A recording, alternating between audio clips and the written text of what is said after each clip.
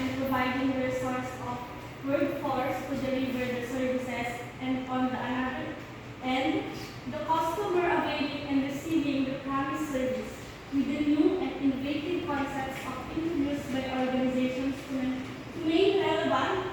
Customers are given active participation in creating and rendering the service to the satisfaction of clients. Involves to the relationship of clients and customer. Ang isang negosyo na nakatuon sa serbisyo, isang negosyo na nakatuon sa pagbibigay ng mga hindi pagsasalat na serbisyo sa mga customer o iba pang mga negosyo ng may bayad. Overview, it is more important to focus in what can get more valuable and attractive for tourists or customer than to create a high volume of information. Ang importante po sa co-creation kasi yung naipapakita nila yung mga attractive na kaya nila i-share about the business nila. We'll discuss the learning objectives. First, understand the role of customers in service delivery and co-creation of service experience. Second, differentiate and learn the concept of self-service technology and customer participation in the delivery of service. Third, identify the different strategies involving customers' increased satisfaction, quality, value, and productivity. Customers' role in value creation. Customer involvement in service innovation provides benefits for firms through the co-creation of value. Value co-creation defined as collaboration between an organization and its customer to deliver or create the service that would be acceptable to the latter. The joint undertaking is expected to create new ideas, to improve products, and to better services. Customers' role is viewed as partnership, wherein the insights relayed by the clients become valuable inputs improving their services. In the creation of value, both customer and service organization develop a collaborative relationship which creates benefit for both. It is very important that value creation should be sourced from both sides of stakeholders. Kinukuha nila yung expected ideas nila sa mga customer para makagawa sila ng create new ideas para ma-improve nila ang kanilang product and the better service. Customer as extended employees. Among service-oriented organizations, customers are a significant part of organizations' ability to deliver service. Oftentimes, customers are participants in the production process of service by means of contributing time, effort, and resources. Ibig sabihin nito is kailangan nilang umattend sa mga organization para umattend sa organization on time at maging productive sila para mas mapabuo yung isang serbisyo or mas mapaunlad nila ang kanilang tungkulin sa isang serbisyo. Number 2, customers' proponents to quality of service. The primary objective of customers is to have their needs met by the service organizations. If the customer participants has been effectively designed, then it's likely that needs of customers will be met and the benefits will be attained. This service would be realized based on the sophistication and expected results required by the customers to extend the customers' shares in delivering their own sophistication and value of service. Ang meaning nito is yung customer ay kailangan nilang magtulungan upang mas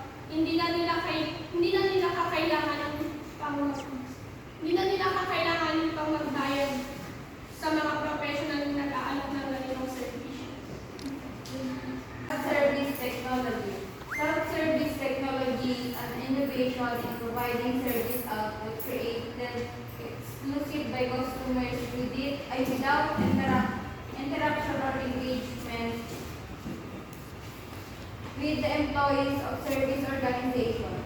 Self-service technology is defined as technological interface that enable customers to produce a customer's independent of direct service employees involved. Ang self-service technology ay mas pinapadali ang customer na mag-order at mas nakakatipid sa oras sa mga customer at nagbibigay daan sa mga customer na customize ang kanilang mga order at magbayad ng hindi umaasa sa staff. List of some of the self-service technologies. First, automated teller machine of bank. Second, automated and interactive voice and response phone system. Third, airline reservation and check-in. Fourth, airport reception and information carriers. Fifth, automated and online banking or betting machines. Six, food ordering and delivery. Seven, hotel reservation, check-in and check-out. Eight, electronic blood pressure machines. Nine, smartwatches and gadgets monitoring health conditions. 10, self-scanning price scanner at groceries and retail stores. 11, internet banking. 12, package and money transfer tracking. 13, online shopping. 14, online training and education. 15, online applications. That's all the list of some of the self-service technologies. Next, the advantages and disadvantages of using SSPS.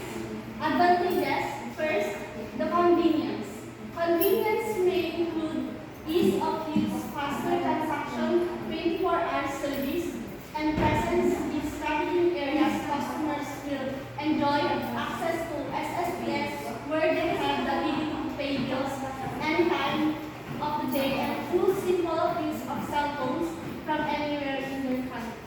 Yung meaning nito is the self-service allow the customers to engage the product with the service and on their time without rushing. Go.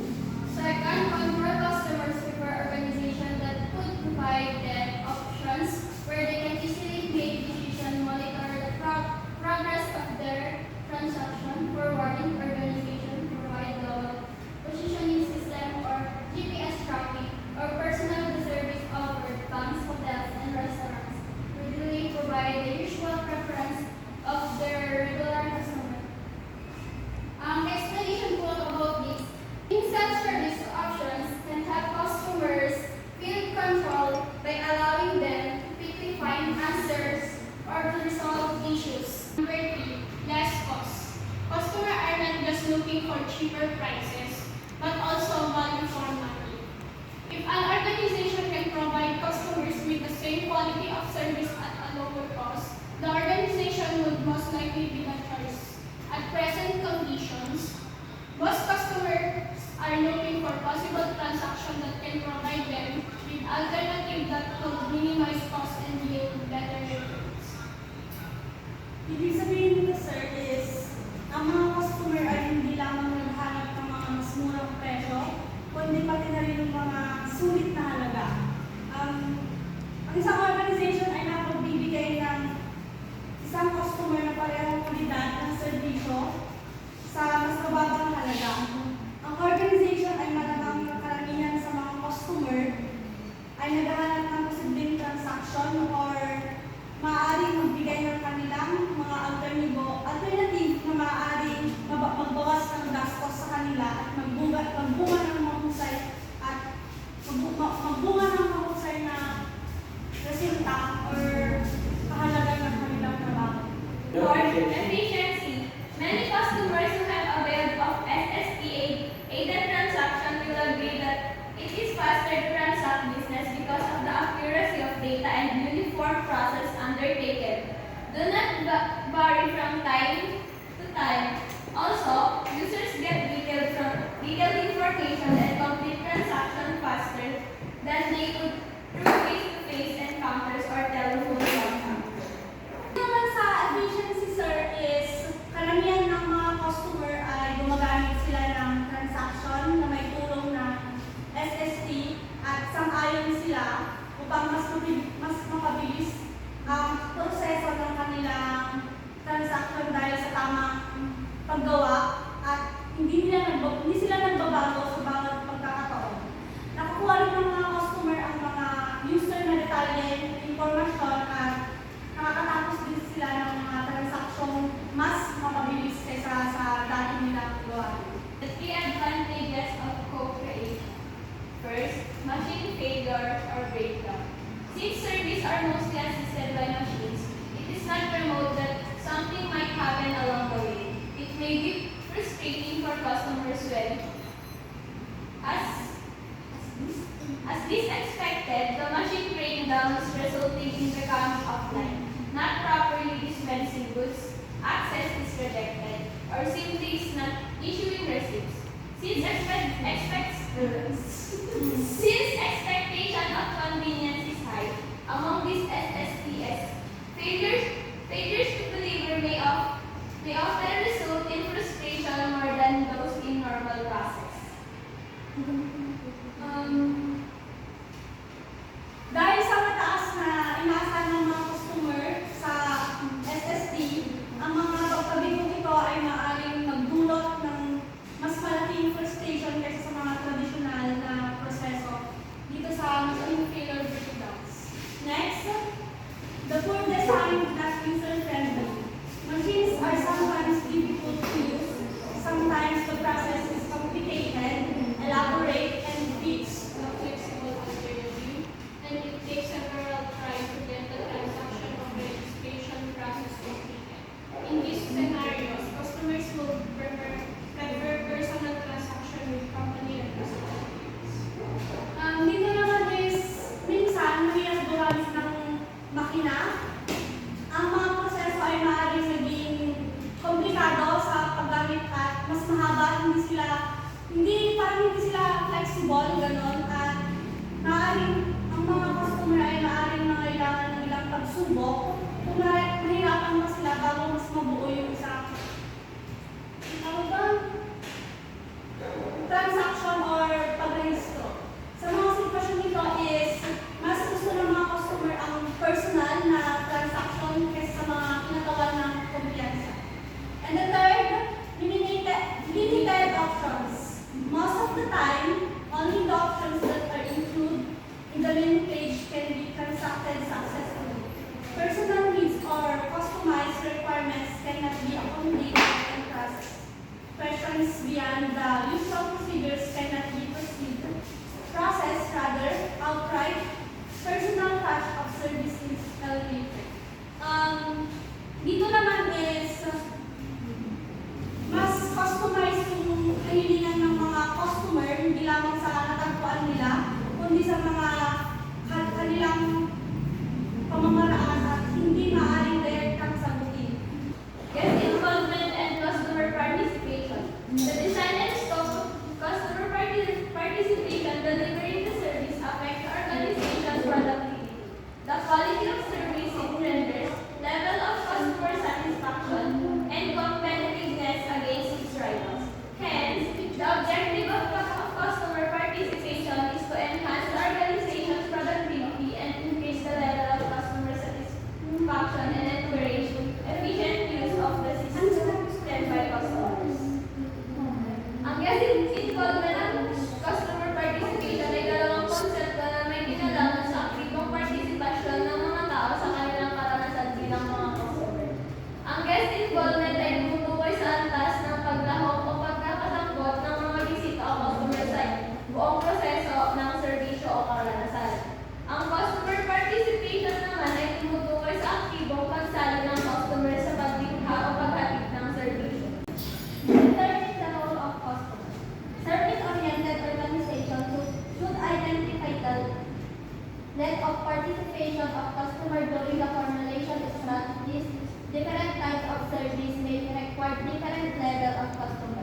Participation purchase of food or groceries may only require minimal participation from clients, whereas purchase of airline ticket or hotel booking may ask for the inputs about customer profile and preference. In some cases, greater participation in co-creating the service is needed, such as weight reduction program, online education, and competencies of training. Determine the role of the customer. Ito ay ang mga mamimili na may mga